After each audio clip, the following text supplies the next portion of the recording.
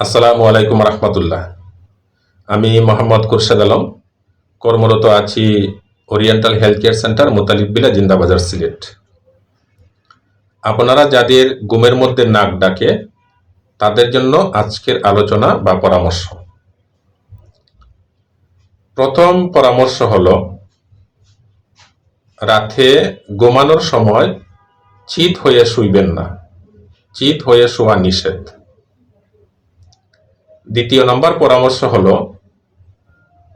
রাতে পেট ভরে খাবেন না, কারণ বেশি খাবার যদি খান তাহলে যাদের নাক ডাকার অভ্যাস আছে তাদের আরো বেশি নাক ডাকে। তাই আমি আপনাদেরকে পরামর্শ দিব, যাদের নাক ডাকার অভ্যাস আছে আপনারা চিত হয়ে শুইবেন না এবং রাতে বেশি করে খাবেন না। ধন্যবাদ সবাইকে। আসসালামু আলাইকুম।